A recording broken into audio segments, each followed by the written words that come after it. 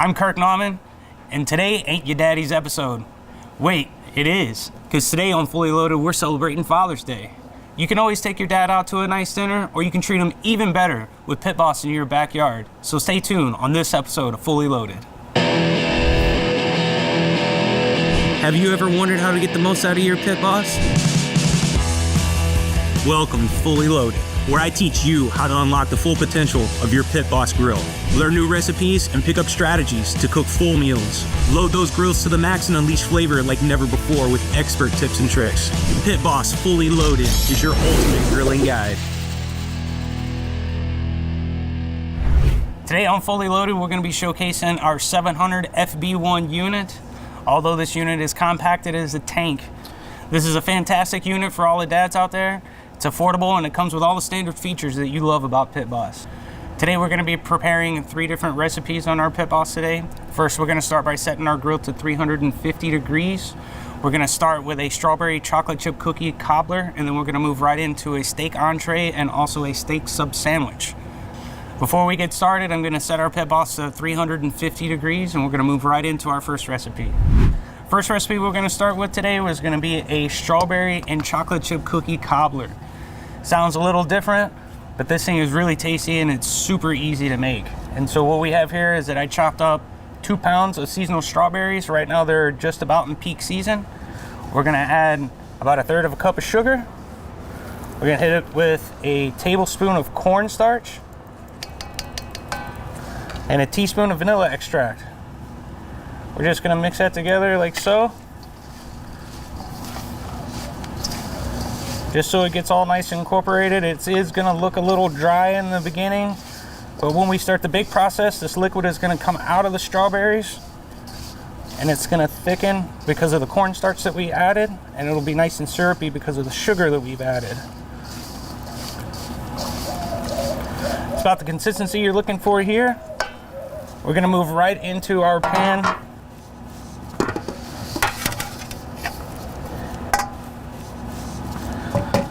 Just going to layer that out nice and even as possible. Give it a nice little shake. If you don't want to use one of your nice baking dishes, and the half-size aluminum pan that you can get from the grocery store will work just as well in this application. So once we have that, now we're going to fire it on our Pit Boss. We are preheated at 350 degrees, and we're going to start our bake for about 20 minutes.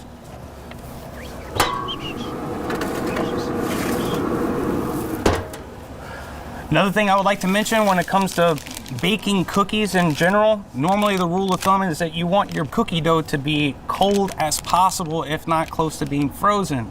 Today we're going to be breaking the rules. We're going to let this cookie dough come to room temperature. So the purpose why we're letting the cookie dough come to room temperature is so when we put it on top of our custard, we're going to want it to flow out, just like how you would if you put a streusel on top of your cobbler. So without further ado, we're just going to wait for our strawberries to cook. Once we get to a midpoint, I'll show you what the consistency should be, and then we're going to move right into putting our cookie dough on top of it to finish the bake. All right, guys, we're right at about our 15-minute point. About halfway through, I'm going to remove our strawberries from the grill. We're going to give it a nice stir, and we're going to top it with our 1 pound of chocolate chip cookie dough. And then we're going to place it back on the grill, and we're going to bake for an additional 20 minutes until the cookie is nice and colored on the top.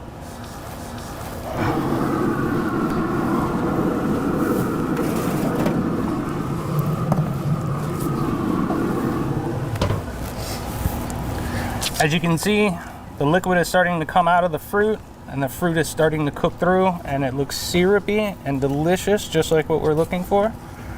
We'll give it a nice little once-over stir, and then we're going to top it with our room temperature cookie dough.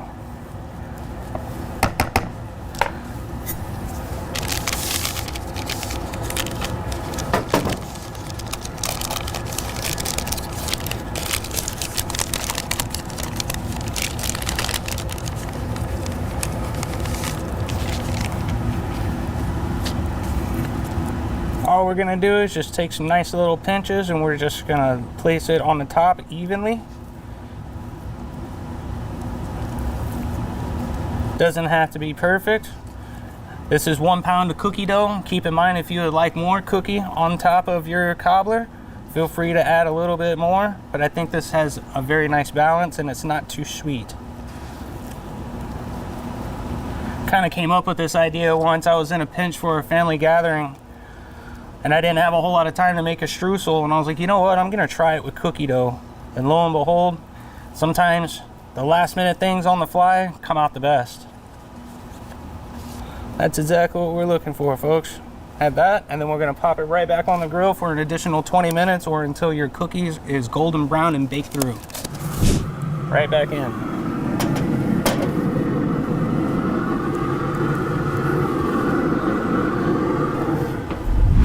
Now that our timer's gone off for 20 minutes, we're ready to pull off our strawberry and chocolate chip cookie cobbler. Let's have a look.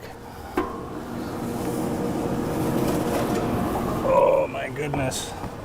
Look at this. Now we're just gonna let it set off to the side, come down to room temperature, and then we're gonna move right into serving it with a little bit of whipped cream on top, and that should be a dessert fit for the king. All right, now it's time to move on back to our strawberry and chocolate chip cookie cobbler. It's time to serve that up, and so we're gonna give him a nice healthy portion on our plate. We're gonna garnish with a little bit of fresh whipped cream.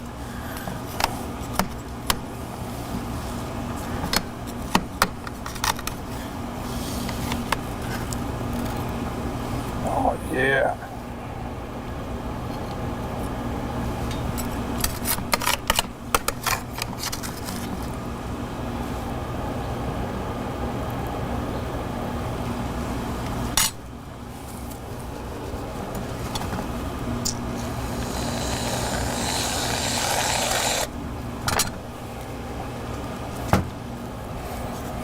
And there you have it, the dessert for the king. Time to move into our next recipe. This entree, we're gonna be making a dry aged 40-ounce porterhouse steak from our friends over at Lynx. You can easily find this steak at shoplynx.com if you would like to replicate this recipe, but any steak that you can get from your local grocery store or butcher, you can definitely do that if you'd like. So first we're gonna start with our charred tomato compote, and so we're gonna be doing charred tomatoes with red onion. We're gonna season that and mix it with a little bit of avocado oil. This is gonna be the topping for our steak, along with balsamic glaze and broken basil and some smoked sea salt. So starting first, we're gonna put our tomatoes on and let these char up, and we'll let those rest, and we'll get right into cooking our steak. I had preheated the grill. We went on a high level, and we're gonna open up our sear plate, and we're gonna be charring our onion and tomato. We're gonna move that off to the side and let it carry over, and then we're gonna move right into searing our steak and cooking that to temperature.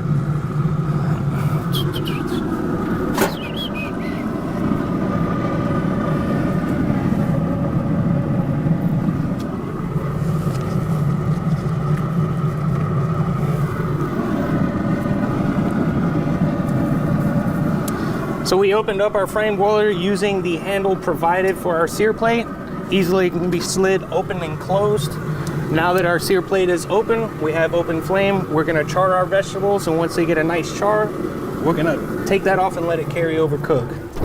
While our charred tomato compote is working, I'm gonna unpackage our steak, and we're gonna rub it with a little bit of avocado oil and some salt and pepper before we start the grill. So we're just gonna open that up like so.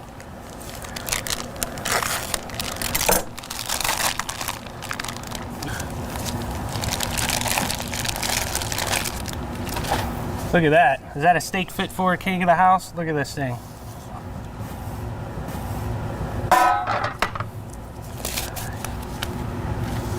We're gonna coat it with some avocado oil. You can use olive oil or canola if you like. I prefer like using avocado oil because of its high heat resistance, and it doesn't burn under high heat. So a little bit goes a long way. We're just gonna get it nice and rubbed off a little bit. Season with a little bit of salt and pepper.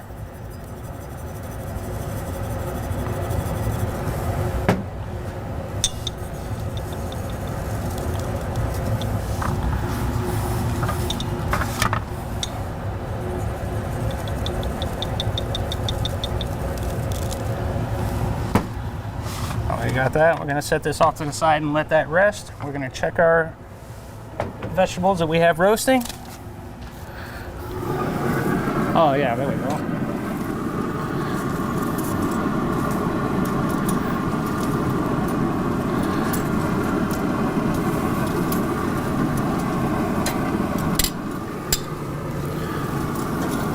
So essentially what you're looking for is that your skin is going to be charred. The tomato is still somewhat firm in the very center, but we can go ahead and pull this off, and we're going to set it off to the side. Let the tomatoes carry over, and we're simply just going to chop it with a knife, season it with a little bit of salt and pepper, and that'll be the topping to our porterhouse steak today. Now with the frame broiler still being open, we're going to place our steak and we're going to get some color on it.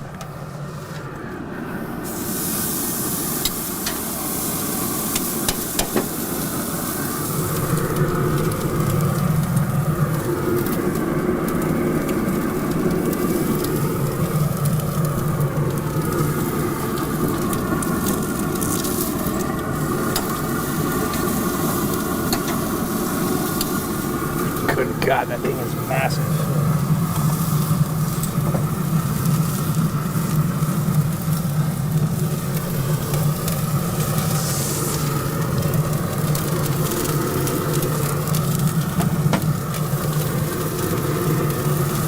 So what we're trying to achieve in this, we're going to flame broil it until we can get the color that we desire. Then we're going to move it off to the side and place our heat probe in it.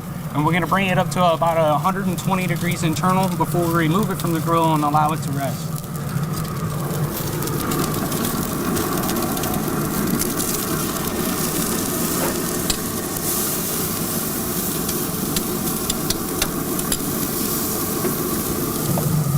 Going to baste with a little bit of avocado oil.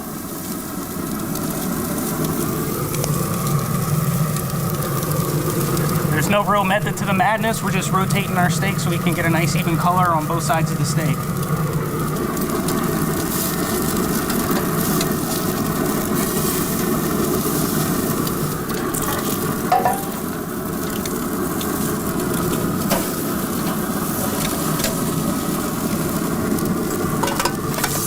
Now that we have achieved the color that I'm looking for on the steak, what I'm gonna do here is that I'm gonna place our temperature probe within our steak to let it cook to our desired temperature.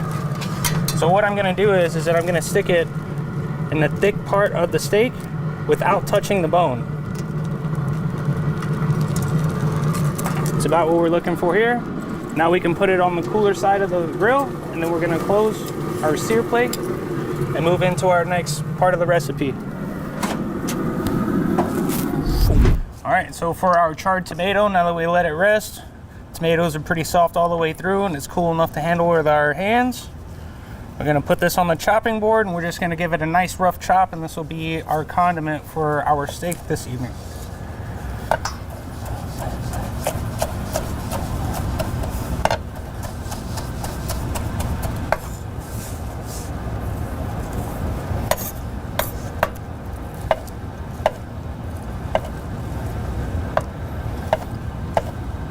Just a rough chop, doesn't have to be really fine.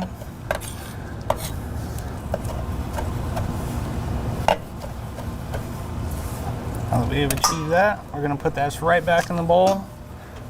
We're gonna season it right on up and let it sit on the side until we're ready to build our plate.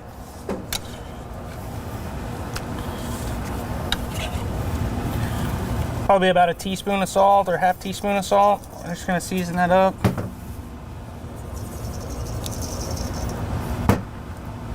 Just a touch of avocado oil. Get a nice little once over. This is what you're looking for.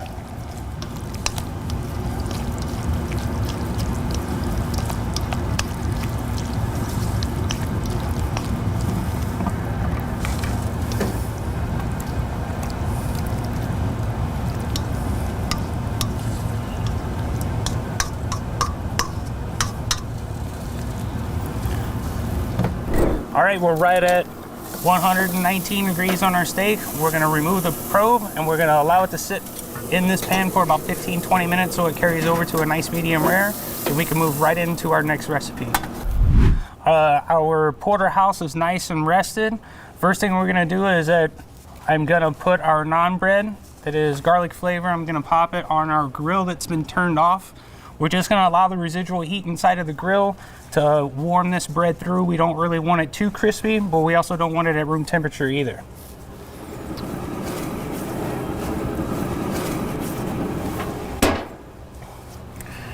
All right, gonna have a unique presentation to this steak today. What I'm gonna do is that I'm gonna carve it off the bone on both sides, and then we're gonna slice the steak, and then we're gonna reassemble it on the plate, and we're gonna garnish it like so. So normally what I like to do is find where your top of your bone is, and then you just carve on down like so. This is the fillet side of our porterhouse. As you can see, that came out really nice. And we're just gonna follow on the opposite side of the bone as close as possible. Carve it all the way down to where you can. Whenever the bone stops you, you just gotta kind of carve around it like so.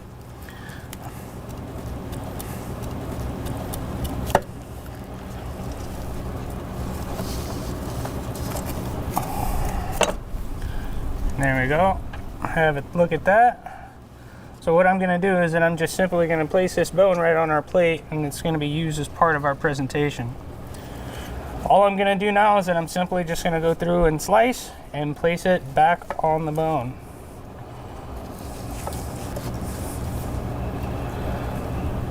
Look at that, folks. That's how you want that right there.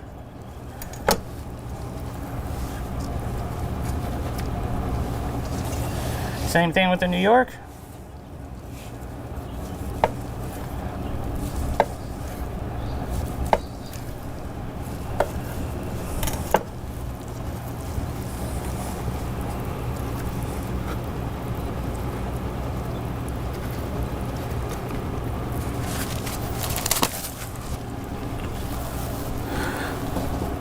We're gonna take our charred tomato compote, which we made earlier. Give that a nice healthy scoop right here on the plate. It can be used as a condiment to eat with your toasted naan bread. We have that like so. A little bit of balsamic glaze right over the top.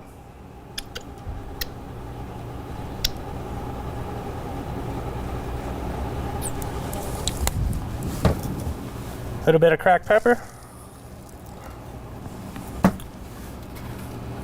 And some smoked sea salt.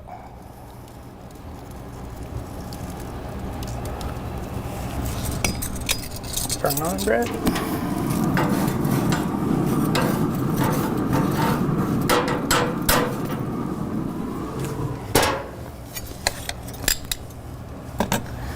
Just gonna cut it into 8s. Doesn't have to be perfect. Just gonna place that on the plate like so.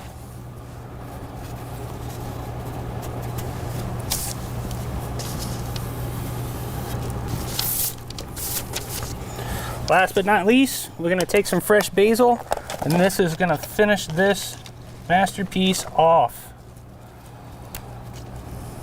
Have to be anything perfect. Probably about 8 or 10 leaves is about what you're gonna want. I'm just gonna rough slice this. Don't need the stem.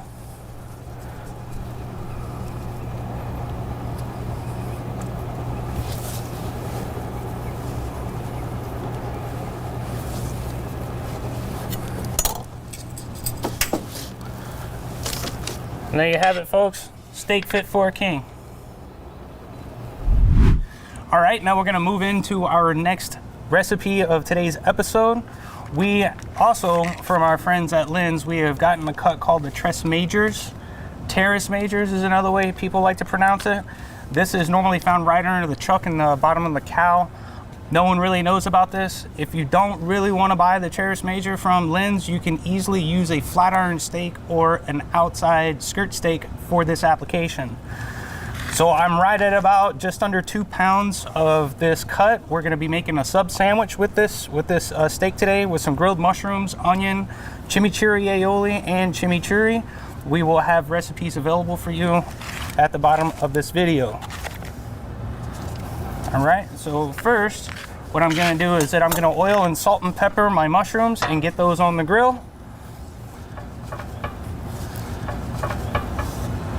Mushrooms can be very porous, and so you don't want to put too much oil on it. Even though it looks like it's dry, It's really not. Once the heat starts to transfer into your mushroom, it will start to shrink and you'll hear it start to cook. But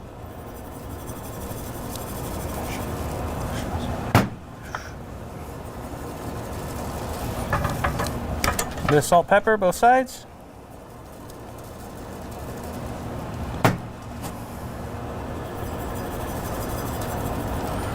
And we're gonna go right onto the grill.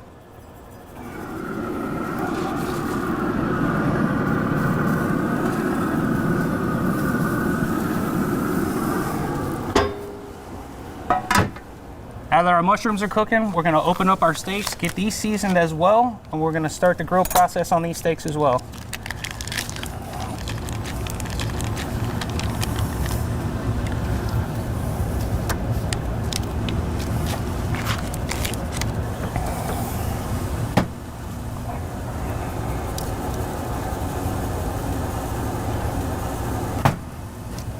This is a very tender cut, and so keep in mind when you watch me slice this later when we're building our sandwich, if you do decide to use a flat iron or an outside skirt steak, you might want to consider slicing your steak a little bit thinner because this steak is quite a bit more tender.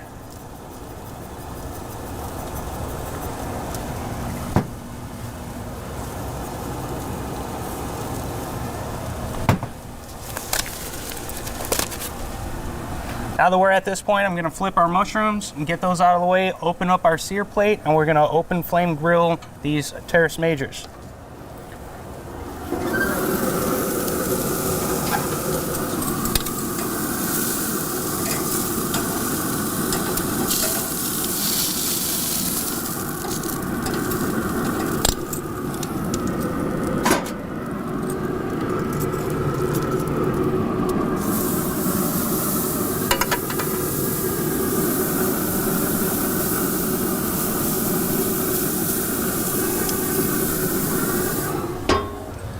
Notice I'm not using a temperature probe. This is a thin cut of steak. This is something that I'm just gonna do a few moments on each side and I'm gonna allow for a rest.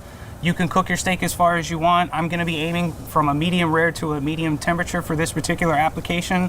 But again, if you like something more well done, let's just grill it a little bit longer.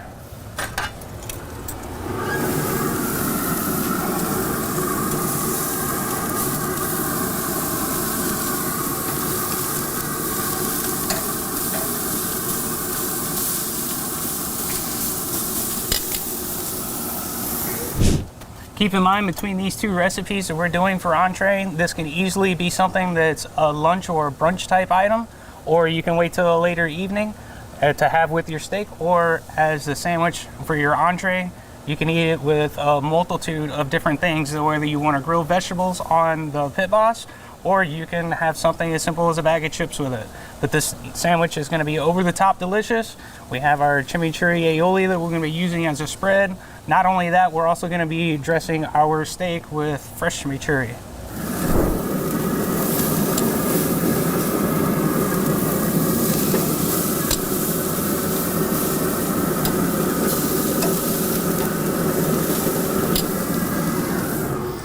Keep in mind the simplicity of this recipe. You can easily make this sandwich. Don't be overwhelmed by it. You're going to be grilling your steak to temperature. And you know what? If you remove the steak and you slice into it and you want to cook it a little longer, you can always go right back to the grill. This is something that you can easily break your brand new Pit Boss in with.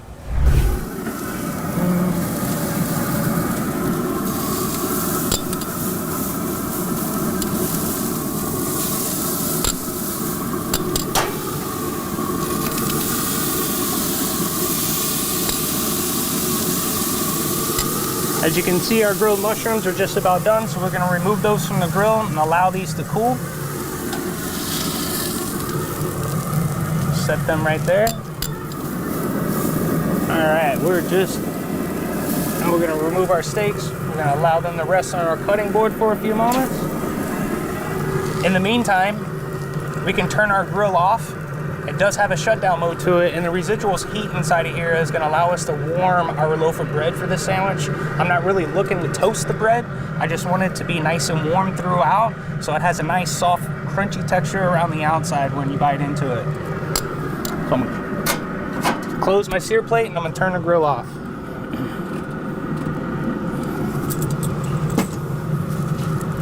Your choice of bread, I simply just went to a local grocery store and we got a fresh baked Italian roll. This is soft by the touch.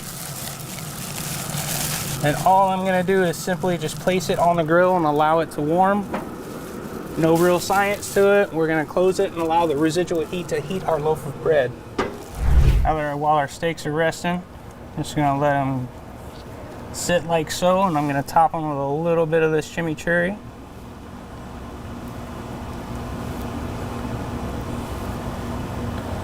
The recipe for this chimichurri is gonna yield about 3.5 cups. What I did is I took 1 cup of our fresh made chimichurri and mixed it with 1 cup of mayonnaise. That's what we're gonna use for the spread of our bread. And we're just gonna let this rest on the steak like so. All right, it's been about 10 minutes that we had let our steak rest. So I'm just gonna move these off to the side. We're gonna clean up our cutting board. And we're gonna cut open our loaf of bread and we're gonna move forward on the assembly of this awesome sandwich to be. So as you can see, loaf of bread, nice and soft, warm, slightly crispy on the outside. That's exactly what I'm looking for. So I'm just gonna split it down the center like so.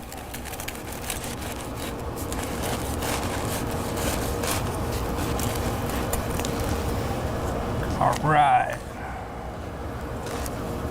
Now that we're at this point, do a nice healthy dose of this chimichurri aioli that we mixed up.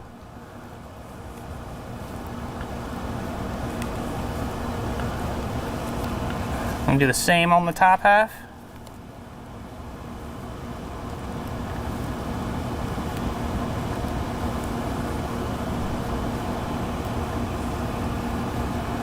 Just like so. Now I'm just gonna move our loaf of bread up to the top of this cutting board. We're gonna slice our steak and we're gonna build our sandwich in layers. So on a bias cut, I'm gonna slice it relatively thin. We're right at our medium temperature. Notice that I'm cutting the steak at a bias. You can cut it straight if you would like to, but when I cut on a bias when I'm building a sandwich, I find it to layer on the sandwich and stay in a lot better. So essentially, I'll layer that on there just like so. Cut our second little small piece.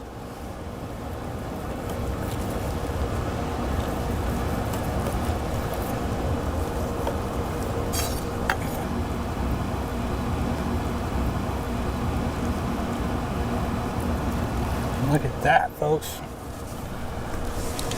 I always like to clean as I go, so I'm just gonna wipe right after I slice this steak. Now, all we gotta do is that we're gonna slice our mushroom like so.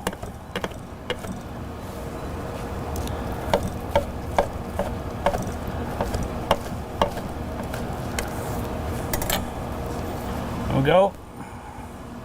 Build up like so. You can use as much or a little mushroom as you'd like.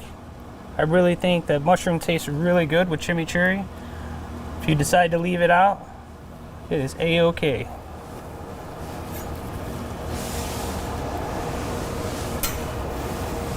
I'm gonna go with a little bit of roasted red pepper.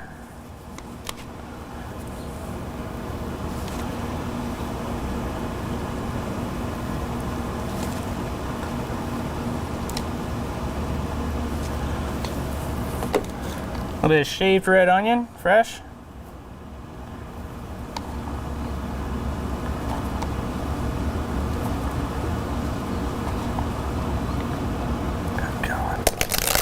A little bit of fresh arugula.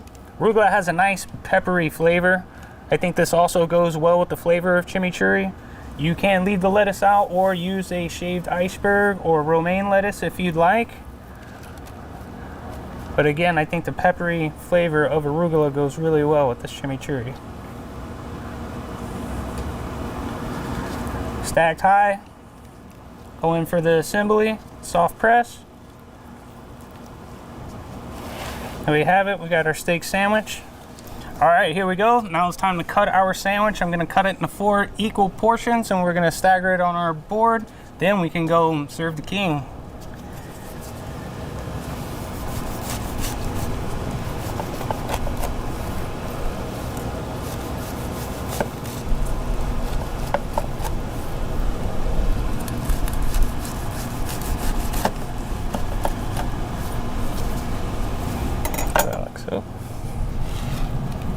Look at that, folks.